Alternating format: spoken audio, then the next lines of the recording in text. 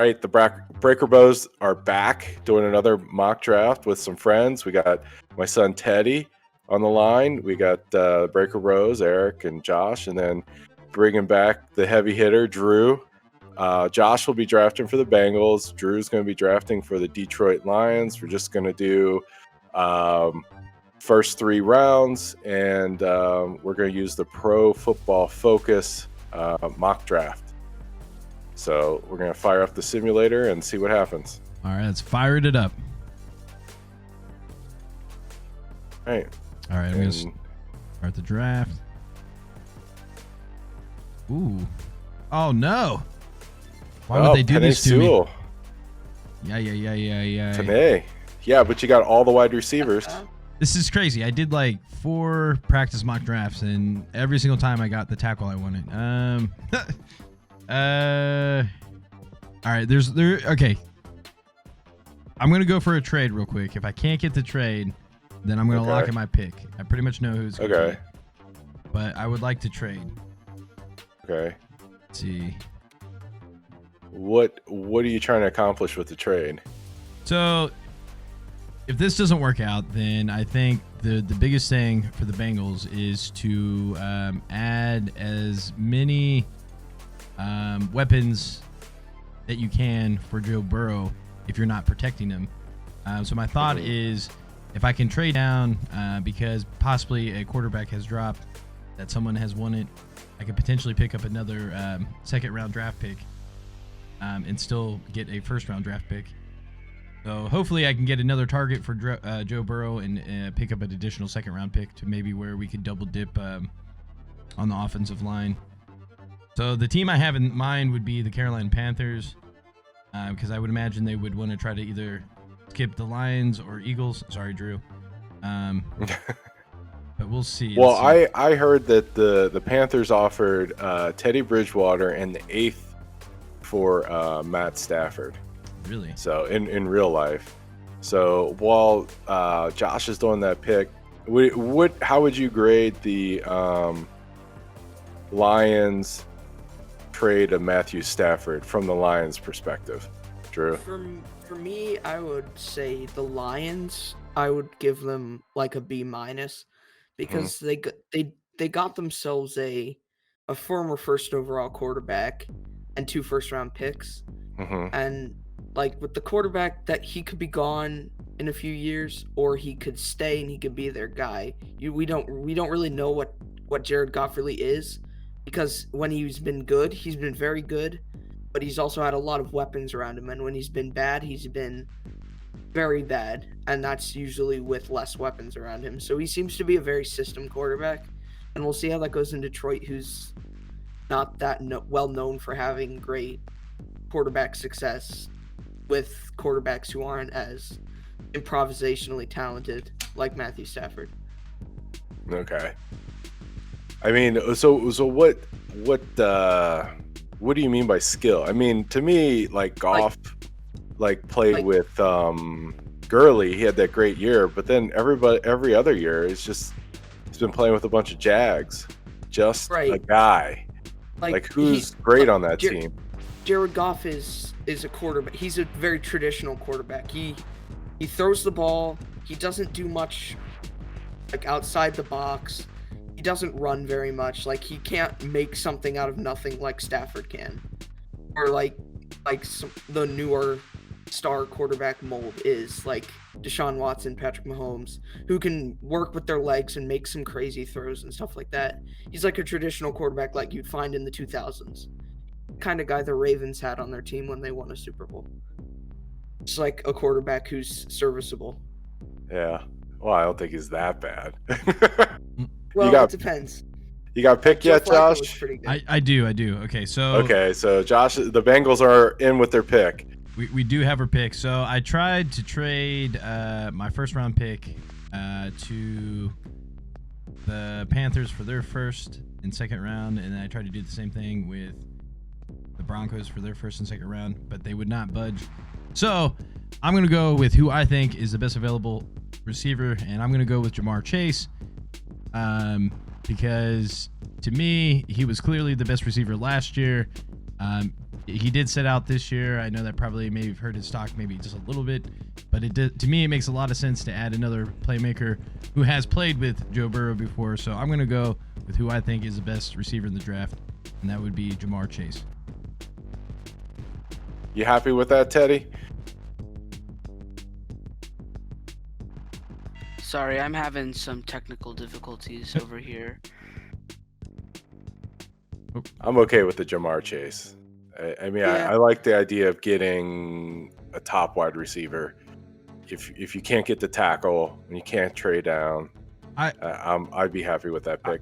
Really, what I wanted to do was to trade down to double dip in the second round for Lyman, and then potentially get Kyle Pitts, because I feel like that would be equally, and maybe even a little bit more important than getting like a star receiver. But when it comes to Devontae Smith and Jamar Chase, they are like big game changers, and Jamar Chase has been considered like the number one receiver for the last couple of years. I know it hurt his stock a little bit to sit out, but I think that was a big reason why he sat out, was that he didn't want to hurt his chances this year. So, but yeah, we'll see. Hopefully the lineman actually drops in the real life, but we'll see what happens. Yeah. I agree that the Bengals could use a quarterback if you couldn't get an offensive lineman, because a wide receiver, because their wide receivers are slowing down, especially AJ Green, and I mean they've got a few wide receivers, but I think they definitely need more to surround Joe Burrow with. All right. Yeah, So, I think for the Bengals, Kyle Pitts is a good trade down option, because you can probably get him around 10, and you need a tight end because we don't know what Uzomah is going to be like. He looked good last year until he tore his Achilles, so we don't know what the situation there is going to be. all right. So you have a pick for the Lions, or are you going to try to trade, or what do you want to do? So for the Lions, I think their pick is good enough to trade, but they do need young players now if they want to capitalize on Jared Goff's potential and the new first round picks that they got to be competitive. And since Kenny Golladay is a free agent, and he's most likely not going to stay because Detroit doesn't have a great history of retaining free agents, and Marvin Jones Jr. has texted to Matthew Stafford reportedly about joining him in LA. So that's their two top receivers right there. So they need a new guy to bring fresh blood in and help Jared Goff. And I think that guy's Devontae Smith. And I did pick him I picked him last time too. But I mean, if it isn't broke, don't fix it, because Devontae Smith's he's so good, and he won the Heisman. And the Lions need weapons. They have TJ Hawkinson. Yeah. And Kenny Golladay right now, and Golladay might not even be there next year. Yeah, I think I mean the thing that it just cracks me up. I mean, they did a million-man march over drafting wide receivers in the top 10 too many times. So it's ironic, but I agree with the pick. I mean, it's like you look at it, you look at their team, you look at their free agent situation, and you got to think, all right, if any of those top 3 wide receivers are available with the 7 pick, it's a glaring need.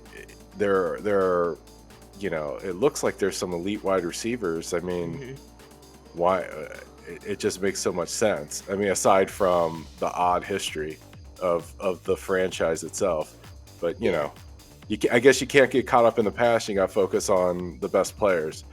So, yeah, you go. I think Devontae Smith is a good pairing with Jared Goff, because he's definitely a receiver who can make something out of nothing. And if he can just get open and Jared Goff can find the holes, then he can definitely score a touchdown a lot of the time and score first downs and just be a great asset for the Lions. Yeah, I agree. All right, Bengals, what are you doing with your pick in the second round? I was hoping to get Wyatt Davis. Actually, the first mock I did, I was actually able to get the tackle in Davis that I wanted. But with how everything is positioned, I'm especially for the Bengals, we're definitely going to take the best available lineman. So I'm gonna take the tackle from USC. Is that Alijah Vera Tucker? We need some depth. So Yeah. All right. Okay, so for the Lions here, on defense, that's also been a problem. They have some okay cornerbacks. They've got Desmond Trufant, who played what he was worth last year, which is like I think he was around $3 million or something like that. So they got their value out of him, and they drafted Jeff Okudah, who was injured most of the year, so we don't know what he's going to look like. But what they really need help with is over-the-top safety. They got scored on a lot that way, especially, I remember specifically in their game against Houston, Will Fuller torched them over the top. He scored like 3 touchdowns that game. So they need to take, I think, one of the better safeties available, who is actually right there, Elijah Molden from Washington. Washington's produced a lot of defensive backs over the past few years, and most of them have been solid for the team that drafted them. So I think it's a decent investment with the second-round pick.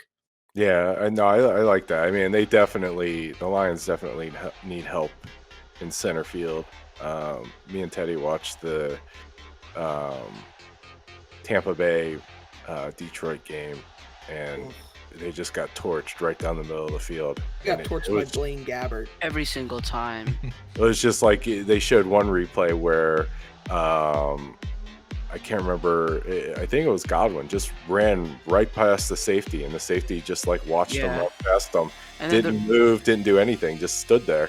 So I could see where safety would be a good upgrade for them. There was also a play where I think it was their cornerback, but he tripped just following Mike Evans, and Mike Evans got the easy reception from it.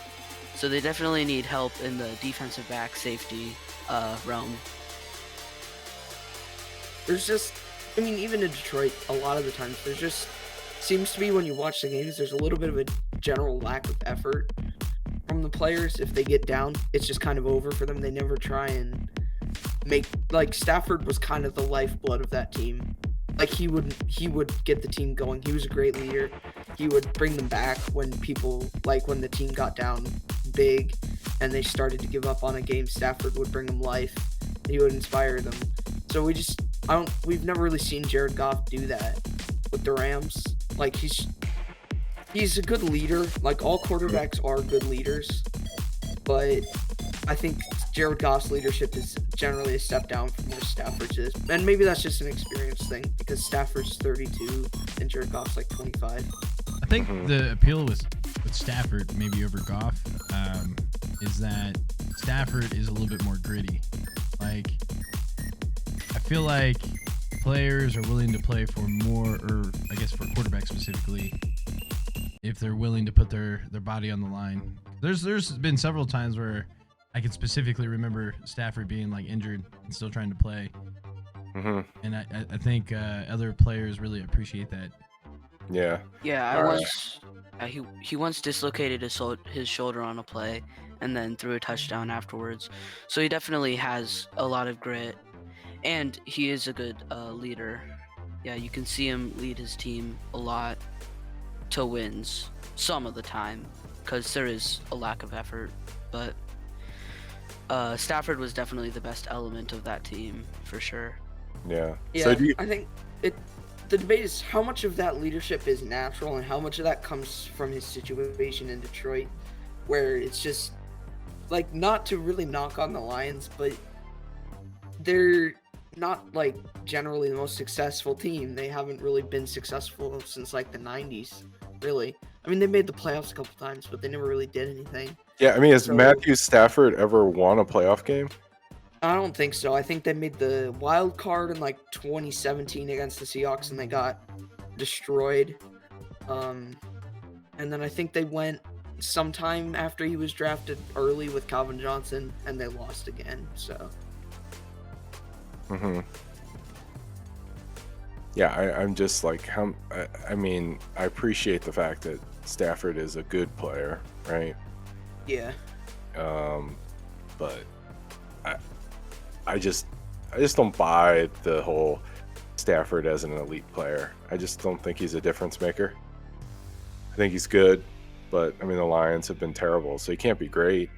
I mean, I feel like it could be a Carson Palmer situation where, Palmer, he was very, very good with the Bengals for a while. Like in that, like from like 07 to 10, they were Super Bowl contenders, legitimately. And then he got hurt, obviously, and they had to like start Rob Kittner or whatever. well, Lost, I know you've heard me say stuff like this before, but I was at the game that he got hurt, and he threw the most beautiful pass I've ever seen in person to hit Chris Henry, who also got hurt on that play. And by the way, I went to one of his observed one of his civil trials in person as well. But Chris Henry is since passed away, somewhat tragically. And I don't think Stafford is anywhere near as good as Carson Palmer was before he got hurt.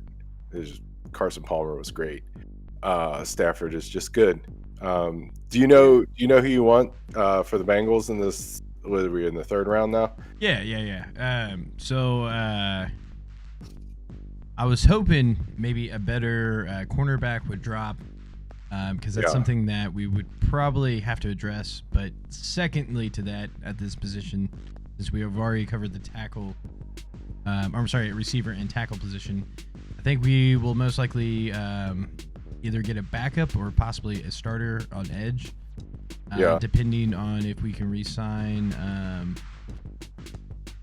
Carl Lawson. Yeah, Carl Lawson, which I suspect that we will, but in the event whether we do or not, we'll probably need a backup anyways. I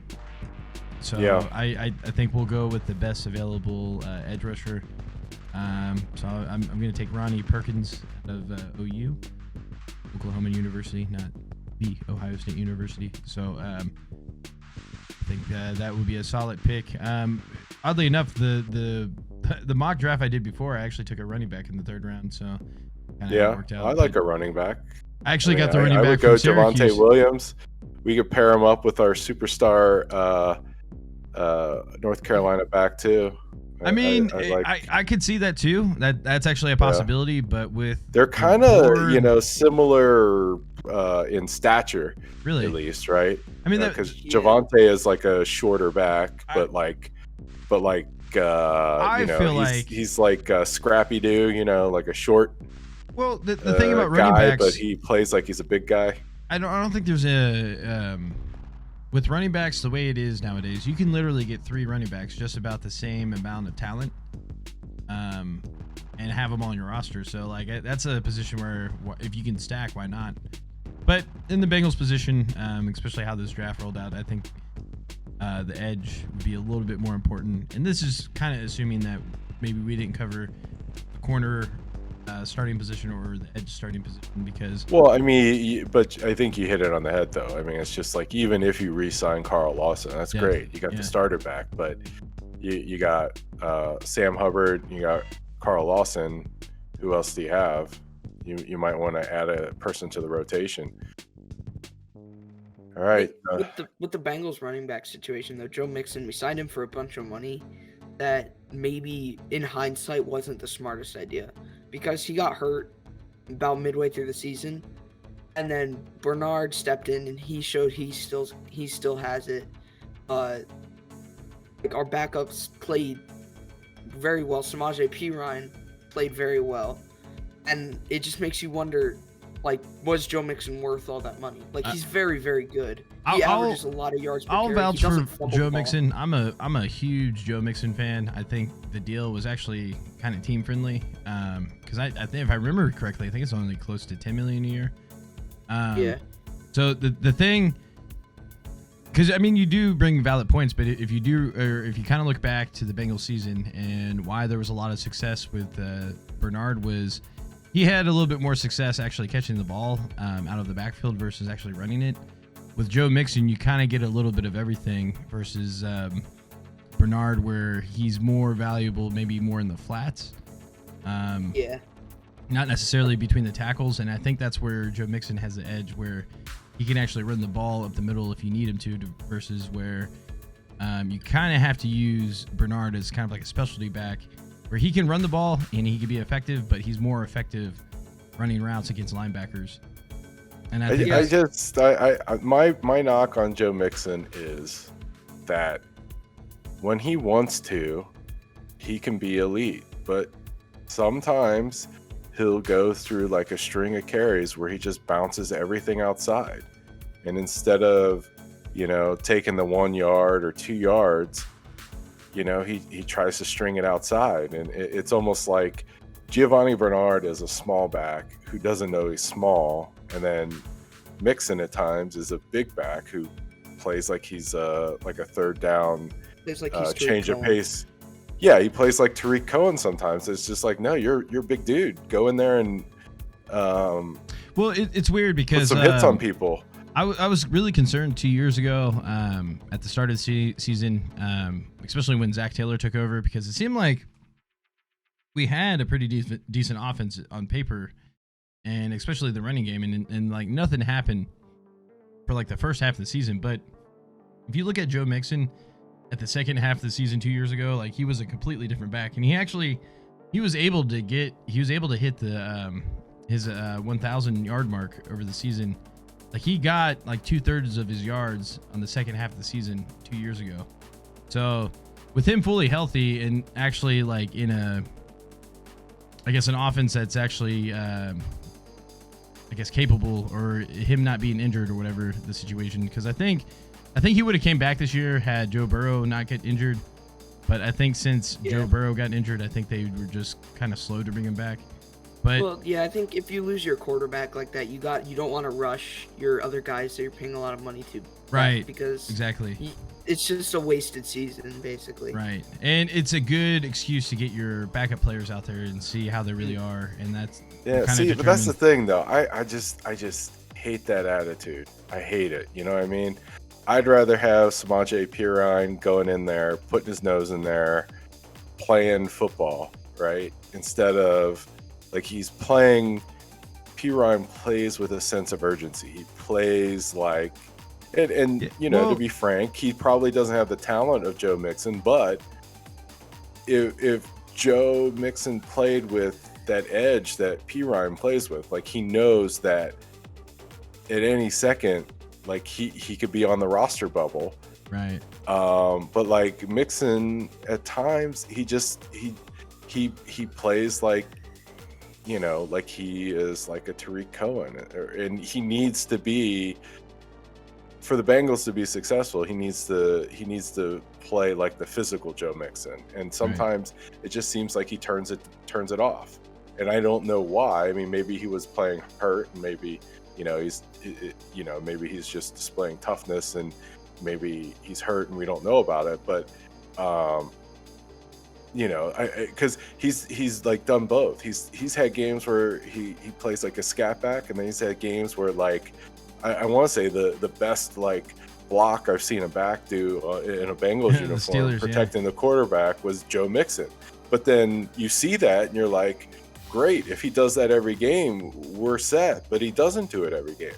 So I don't know. That's my issue with it. It's just like and it's like a Bengals thing. It's just like there's never a sense of urgency with the ownership group, right? There's never like, we need to push all of our chips on the table, we're going to try to win. It's always like, well, things didn't go perfect this year, so we're going to shut this guy down. We're going to shut AJ Green. We're going to shut Joe Mixon down. We're going to shut the Williams down. It's just like, at some point, it's just like, you know what? I mean, we're all paying money. We're all getting older. How about we just try to win some games, Mm-hmm. Always wait till next year. I'm sure too, when Joe Mixon got hurt, or not Joe Mixon, I'm sorry, when Joe Burrow got hurt, I'm sure that was a gut check to the ownership. I think at that point, when you lose your franchise quarterback for the year, I think it makes you be a little bit more cautious with everyone else too. Like, you don't want to lose your franchise quarterback and potentially your starting quarterback from the next year. But I don't know. I see them sitting Joe Joe Mixon for the years. That was more of like a business decision more than anything. I felt like that's one thing. Like the way to get teams like the Lions and the Bengals and the teams that traditionally don't spend money and they're just bad, but they still stop buying the tickets and go into the games, because as long as Mike Brown makes a profit, he's not going to spend money on free agents if he doesn't have to. I will say this, though. With all the backups and everything crappy thing that happened last year, we did kick the Steelers' butt. So that was pretty awesome. So that actually showed me a lot. That showed me a lot about the Bengals and Zach Taylor. So well, yeah, it showed we can be great. Like the defense can be amazing. Like the defensive signings last year were very good. They showed that in the Steelers game. Like Von Bell played amazing. He's like a folk hero now. And it just like there's no consistency, and they spend scared. Like they don't just go in. They don't play like these big market teams where they just put in all their chips, and if it goes wrong, then it goes wrong. But that's the thing though, it always goes wrong. So like you just gotta assume it's gonna go wrong, right? I mean, yeah, but sometimes it doesn't go wrong. Like no, that's what I mean. That's what I mean. You gotta assume that things are gonna go wrong. So when you have your window of opportunity, you gotta be advantageous to it. And if things go wrong, you gotta say, well, that's normal. It's normal for things to go wrong. Let's just move on. So do you have a pick for the Lions in the third round here? Or? Oh yeah. Okay. So who we got? I'm thinking for the Lions, again, defense, they couldn't really stop anything last year. They got ran all over. So they need to shore up their defensive line, I think. And so I'm going to go Tyler Shelvin from LSU. And like one common theme among a lot of SEC teams is their defenses are so chock full of pros. Like legitimate pros that you could throw them in the league and they could be solid starters or like backups if you needed them to be. And that happens a lot, I think, in the SEC. We saw it in the Peach Bowl. Like that entire Georgia defensive line is probably going to, all the ones that are eligible they're probably going to get drafted this year. And like you can't really go wrong with a defensive SEC player as long as you develop them correctly. And then for the second pick we have this round, they do need offensive line help, so I'm going to go with the best center available, Creed Humphrey from Oklahoma. And they just need help on the line. Like Stafford got pounded his entire time there, and they didn't really do anything about it, so you need to address that in the draft. Yeah, I mean, the Lions' offensive line almost seems a little bit like the Indianapolis line, where, I mean, not nearly as good, but I mean, in the sense that they fixed the line a little too late. Because, I mean, their line looks pretty decent right now. I mean, of course, this has come from a Bengals fan, so it's just like, yeah, it looks pretty good to me. Yeah. But okay, so let me talk about my Lions trade grade here. So I think I would rate the trade like A+ for the Lions. I think Matthew Stafford is overrated in this trade talk. I don't think that Matthew Stafford puts the Rams into Super Bowl contention. I think the Rams are beyond their window of opportunity. I think that these 2 first-round picks that the Lions are getting are going to turn into top half of the first-round picks. I just don't see Stafford as being that much better than Goff. I think they're basically the same dudes. They're good. They're not great. They're good. I think that Goff is younger, which is generally a good thing, and the Rams just look like they're in salary cap purgatory here. They're over the cap by $30 million. They're losing a class of free agents, and generally what you do when you lose free agents is you replenish through the draft, but the Rams have traded all their draft picks. So who's going to replace these guys? Plus, the Rams are relying on a now ancient Andrew Whitworth. Oh man. That's their left tackle. They've got $8 million devoted to him. If he doesn't play and he goes down, who's going to replace him? They can't draft anybody. They can't sign anybody. I just see the Rams as a franchise on the downward swing. And, it's almost like, to use the Titanic analogy, they're just rearranging deck chairs on the Titanic by switching from Goff to Stafford. It's going to make the media in LA happy until they start losing, and then everybody's going to point fingers and it's going to get ugly. That's just my take on it. So I think the Lions, A+. You get Goff. He's a young quarterback. He's under contract for 4 years, which is a big thing for the Lions. He's highly paid, but he's still a decent NFL quarterback. Potentially, he could be a Pro Bowl player, but at the very least, he's serviceable, and you have him locked up for 4 years. You can build a little bit around him, whereas Stafford was going to leave anyway. So I just think they upgraded all around, and they're going to be able to build with those extra first-round picks. So even if he is a system guy, they're going to have the picks to build a system around him. You got Hawkinson. If they go with Devontae Smith, they have a decent offensive line.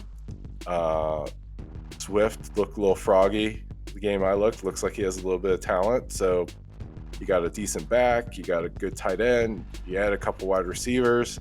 You got Goff. Maybe you have something.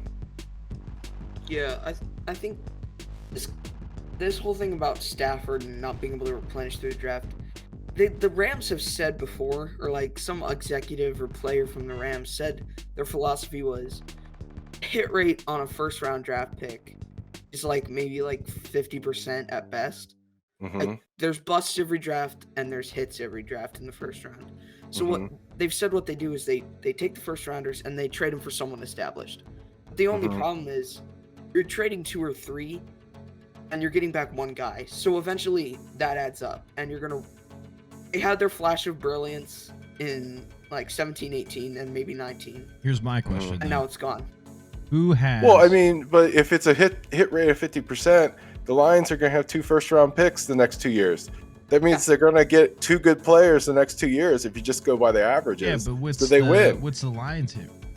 Wait, who good did they draft out of recently? Well, if you believe the media in LA, Matthew Stafford is like Aaron Rodgers with long hair. Okay, but that was Texas Aaron Rodgers. I'm talking about what? Recently. That was 10 years ago. But what about recently? Recently, Godwin's good. Hawkinson's Calvin good. Johnson. Okay, that was 20 years ago. A little guy, a young man I like to call Barry Sanders. Yeah, That's one of my favorite running backs all time. He was good for 2 years, and then he left.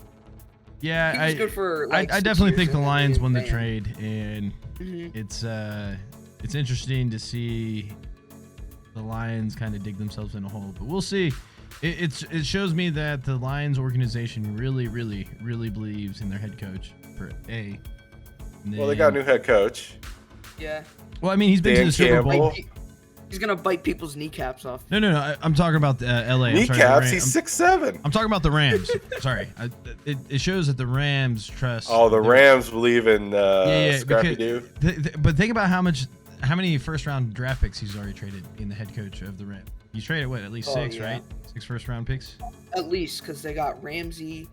They traded some for Cooks. Yeah, so for Stafford, they really believe in that guy for them to trade all that to get Stafford. That's all that shows me is that they really believe in that guy. Because normally this would never happen. Yeah, for sure. It's the classic LA trope. Star power now, future later. And actually, if from a business doesn't perspective, work- that might actually make sense. Maybe they're not really going for the Super Bowls. Maybe it's just all to generate buzz. I don't know. I see the Rams making the playoffs this year as they got lucky that the 49ers had all those injuries, because if the 49ers were whole this year, the Rams wouldn't have been in the playoffs. And Aaron Donald is a great player, but if he's not out there, they don't have the depth. They're they've built themselves to where they only have a few, like they have all of their cap into Aaron Donald and They have all their cap they're- in Jalen, Matthew, and Donald. right, and Goff and Stafford, right? I mean, it's just like, and Gurley. It's just like they're a lot of their cap money is on dudes that aren't even on the team. They're still paying Gurley, yeah. And Yeah, we looked it up. They still owe him $8 million next year. It's crazy. Like, They tried to get out of paying him, but he Yeah. called them out on that. which is fine. If you're going to do that, you need to have draft picks. You need cheap young talent to build depth. But like, I'm Well, not against what they did, except for the trading draft What's going to picks. It's happen like is you're going to they're going to end up with a lot of players like Antonio Brown next year. That's ultimately what's going to happen, is that they're going to have to go with high risk, high reward players that you can kind of get for cheap, but you don't know. If I they're don't really even gonna be know there. if they can do that. I don't even know if they can do that. If they're the Well, last Actually, cap Antonio projection I Brown saw might said actually them be available 35 next year, million. right? I know, Well, but Antonio yeah. Brown's not a minimum guy. Like No, think but he's I not saw going to that get they were paid what he's 35 worth, million though. over That's the the cap. thing. Right, they're- but he's on a veteran minimum right now for the Bucks. That's on an exception. okay. We But- know that. That's Yeah, but It's not gonna but happen next he's year. He's not gonna be a vet minimum next year. He Yeah, scored a yeah. touchdown in the Super Bowl. He was I- a solid 3 for them. he's He going was to a make solid around number 10 3 for million them. next year for sure. Mhm. Like, I'm thinking around For the sure. 8 million range. Really nowhere near where he could have what he was getting with Oakland, but that didn't go too well. And then now he's back to kind of being a mid-range guy. He could be a solid number 2 if Well, he really tried. he's got glowing reviews from Tampa. I'm sure Tampa's going to try to re-sign him, but if Turn they it around. don't, it's like Because the last project, I saw some projection where they say that Godwin, that the Patriots are going to try to sign Godwin because the Bucks don't have a great deal of cap flexibility either, and that's just how the NFL works, right? It's like building sandcastles on the beach. I mean, the tide comes in and washes away your work, and you got to start from scratch. So I feel like there are a couple of these teams in the NFL right now. It's the Buccaneers, the Rams, and the Seahawks specifically. They're trying to build themselves like NBA teams where they have 3 or 4 star players and they think that's going to carry them to the playoffs and beyond. But that's just not how the NFL works. Like you have to have like a solid 35 to 40 guys on your team who can get on the field and they can play. Like, you can't just have 4 guys carry you to victory. yeah, and the other thing is that, like, your 4 guys, they can't get hurt or they can't miss significant playing time if you're built like that. I don't know. I and that's why these mock drafts are so much fun. It's just the young players matter. I mean, the Bengals have always had the opposite problem. It's that they have like the base of the team, but they never have like the 4 stars to get you through the playoffs. Bengals have always been good with the rank and file and the depth, but never enough star power to get you or the playoff coaching. victory. I think The coaching has been a major problem in Cincinnati in years past with Marvin Lewis. Like, I mean, he early got us Marvin- there, but he wasn't the guy to get us past. That's Early Marvin Lewis with Carson Palmer, I think he was a good coach. But Marvin Lewis, Marvin- like 2 years Marvin- ago, he was Yeah. at the end of his Marvin- coaching career for the Bengals. He was not good, and it seemed like he just gave up. He got content with like the 5 straight playoff appearances. And that's what I think Marvin Lewis is highly underrated. I think that I'm not saying I he's a bad think coach. that I'm he just saying spent so much time fighting with ownership, just trying to make the organization professional, that he just did. you want to hear my hot take? Yeah, let's hear In it. this, it's if Dallas would have hired Marvin Lewis last year, they would have made the playoffs. All I'm gonna say. Probably. I Yeah. think Marvin If Lewis is that- damn if good that's coach. not that's not a bad take. I guess. Marvin Lewis would have been the perfect coach for Jerry Jones. I don't know what the hell he was thinking, but I mean, because he listens, right? Marvin is a guy that you can come in and he listens. So like Hey, I was gonna ask you, did the guy that you play football with that was the special teams coach, was that for the Lions? Oh The yeah, guy that yeah, called the yeah, fake yeah, punt? yeah. So in high school, I played with Braden Combs, who was his Coach Combs' son, who Coach Combs went on to coach for Ohio State and actually Tennessee He's their Titans. defensive coordinator. Yeah, now he's back with Ohio State as a defensive coordinator. So he's always been like the coach's son. But he went to the Miami of Ohio University, and then I think he played receiver. And then when he graduated, he actually went to the Bengals and was like an assistant receiver coach for a while. Like basically the whole time Marvin Lewis was there, Combs was there. And then when Marvin got fired, that's when he went to the Lions. But yeah, when he was with the Lions. Did you hear Hugh Jackson's getting interest, or he was getting interest? He's a great offensive coordinator. Who told you that, Hugh Jackson? No, he's I read a that great on offensive HughJackson.com. yeah, I read that on his blog about how good of a coach he is. Yeah. Yeah. No, he's a good he's offensive coordinator. He's a good coordinator. It's not a good head each coach. time he's coached has been a disaster. Like Oakland was a disaster, and the Browns was just, Oh boy. yeah. Yeah, he had everything he could possibly want with the Browns, and that's pretty bad. But then again, it's the Browns, so what do you expect? So like, Right. Well, he was the The last Browns two are good coaches. now. The last two coaches the Browns have had were the transition coaches. It was like Mark Jackson for the Warriors, or yeah, he was the coach that developed some of the guys, and he drafted Myles Garrett, and then Stefanski came in, and he was the piece that got the old Chiefs GM. I cannot remember his name, but he got the pieces. Stefanski came in, made them a team, and now they're good. So it's like those last few guys get such a bad rap of being like terrible coaches because now the Browns are good. It's just a thought. Good thought. So I guess we could just wrap it up there with that great thought. Good take, Drew. So Yeah. hopefully this video does as good as the last one that Drew showed up on. Your video has done the best of any of the ones that we've made. So if you got, made like, it thus far,